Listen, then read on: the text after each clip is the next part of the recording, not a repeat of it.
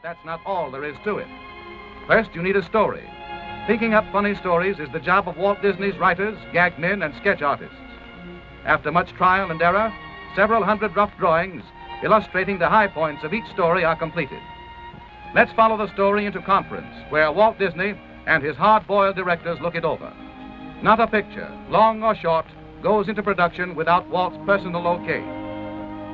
Next, a director whips the script and dialogue into final form. Then he calls in his assistants, including his musical composer, and plans the score of the picture, timing out each scene carefully. He even acts out every move of the action, so that the men who work with him can visualize what the scene will look like on the screen. Now he sets his expert animators to work, the skilled artists who draw every movement in complete detail, just as you will see it in the theater. Each animator's drawing board is lighted from below. He looks through the paper at the character he has previously outlined and draws the next movement in correct position. This clever animator is using a mirror to capture a tricky facial expression like this.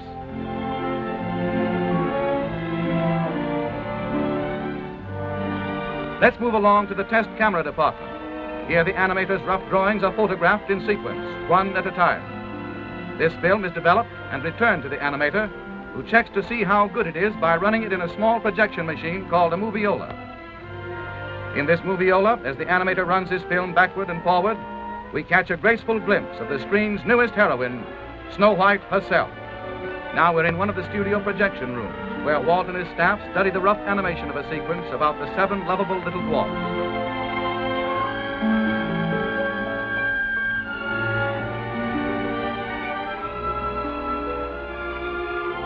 Once they are okayed, the thousands of pencil drawings go to the inking department. Here, hundreds of pretty girls, in a comfortable building all their own, well lighted, air-conditioned throughout, cover the drawings with sheets of transparent celluloids. Then they painstakingly trace every line of every drawing in ink, following exactly in every detail the original animation drawings. Now the picture moves into its final stage, color. In the studio paint laboratory, all colors used are made up from secret formulas.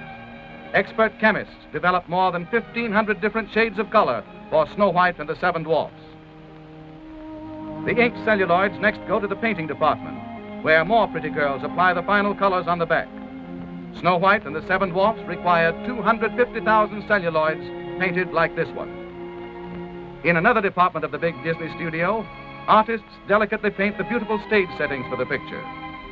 These backgrounds are done in watercolor. Artists work for months on backgrounds like the interior of the 7 Dwarfs' cottage. But the colossal task isn't finished even yet. The celluloids and backgrounds must still be photographed by the master camera in Technicolor. Here the operator puts a Donald Duck celluloid on top of a background as the overhead camera exposes one frame of film. To photograph Snow White and the 7 Dwarfs, this operation had to be repeated more than 500,000 times. Next, the film passes into the hands of technicians, and the sound effects are recorded.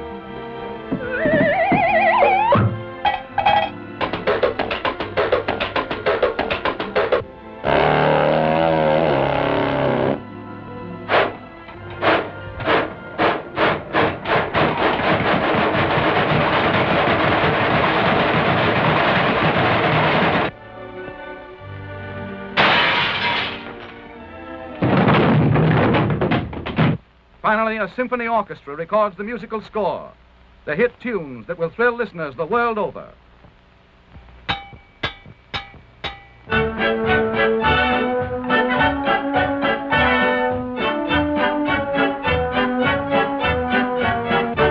Now comes a crucial moment, the picture's world premiere in Hollywood. Crowds flock to see an animation exhibit set up outside the theater and to enjoy Dwarfland, a miniature village with real dwarfs.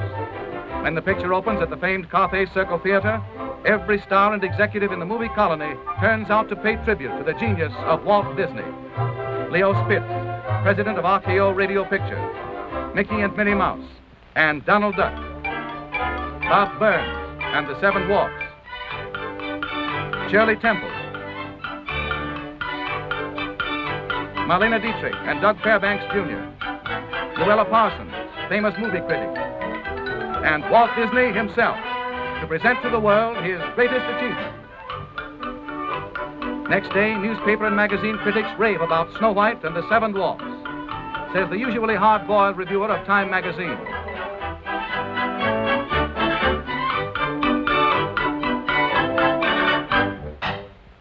More than 3 million paintings and drawings like these were created by Walt Disney and his staff of artists to complete this entertainment triumph at a cost of more than $1.5 million.